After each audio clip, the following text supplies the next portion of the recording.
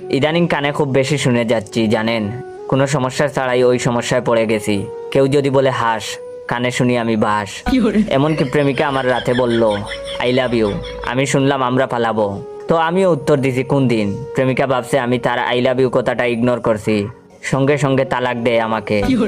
অর্থাৎ number, imo, Messenger সব কিছু থেকেই ব্লক। কষ্টে বুক ফেটে হাসি বের হচ্ছে। মনে মনে ভাবছি প্রেমিকা মনে হয় কানে শুনে না। বললাম একটা, আর নাকি কি বুঝলো, শালি বয়রার ঘরের বয়রা। কিন্তু কিছুদিন পর বুঝতে পারলাম বয়রা আমি নিজেই। ফ্রেন্ডের বোনের বিয়েতে গেছি দাওয়াত খেতে।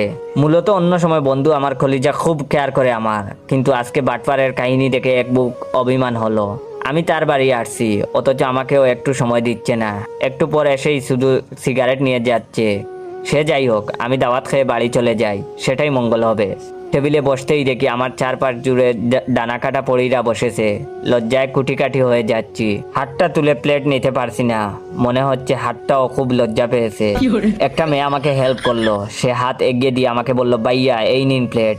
মেয়েটির মুখে বাইয়া ডাক শুনে অভিমান হলো। তবে তাতে কি, চাচি দেখি সবসময় তার স্বামীকে বাইয়া বলে ডাকে। তাতে যদি সমস্যা না হয় তবে এখানে কি এমন হবে। তখন পাশের মেয়েটি আবার আমাকে বলল বাইয়া ভাত নিন। আহা, মনে হচ্ছে তো বিয়ে বাড়িতে আসিনি, এসেছি পাখিদের রাজ্যে। বলুক তারা বাইয়া, তাতে আমার কি। তখন আরেকটি মেয়ে বলল ভাইয়া আপনি কি প্রতিবন্ধী নাকি? সব আমরাই বলে দিচ্ছি। মেয়েটার কথা শুনে রাগ উঠছে বুকের উপর। অভিমানের পাল্লায় রাগের পাল্লা ওজন। চেয়ার থেকে দাঁড়িয়ে বলা শুরু করছি তুই প্রতিবন্ধী, তোর 14 গোষ্ঠী প্রতিবন্ধী, তুই প্রতিবন্ধীর গোষ্ঠী। আমার এমন হইচই দেখে আমার বন্ধু দৌড়ে আসে, এসে আমাকে বলল কিরে রেগে গেলি কেন? আমি উত্তর দেওয়ার আগেই সে মেয়েটি কান্না করতে করতে বলল ভাইয়া আমি উনাকে বলছি আপনি কি এখানকার প্রতিবেশী, কিছু বলুন। সব তো আমরাই বলে যাচ্ছি। আর এইটা বলায় উনি আমাকে কতগুলো গালি মেরে দিল। মেয়েটার কথা শুনে বুঝলাম এখানে মেয়ে পটানো তো দূরে থাক, খাবারটাও খেতে পারবো না। নিজে নিজে একটা মুড বাড়িয়ে বাপ দেখিয়ে চলে এলাম। নিশ্চয়ই অনেকে ভাবছে কোথা থেকে আসে এসব পাগল ছাগল। সেদিন বেজ্জতি হয়ে বন্ধুর সঙ্গে দেখা করিনি। দোকানে এসে দোকানিকে বললাম মামা একটা সিগারেট দেন। দোকানদার বলল বাইঞ্চু।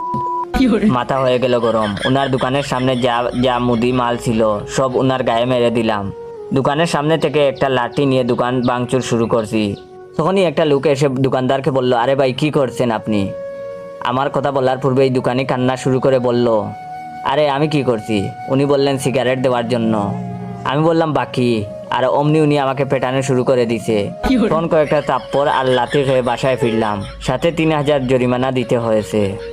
এটা হচ্ছে ভিডিওর প্রথম পার্ট। দ্বিতীয় পার্ট দেখতে চাইলে অবশ্যই আমার এই ভিডিওটা আপনার 15 জন বন্ধুকে শেয়ার করে দিবেন। আর অবশ্যই এই ভিডিওতে 30,000 লাইক কমপ্লিট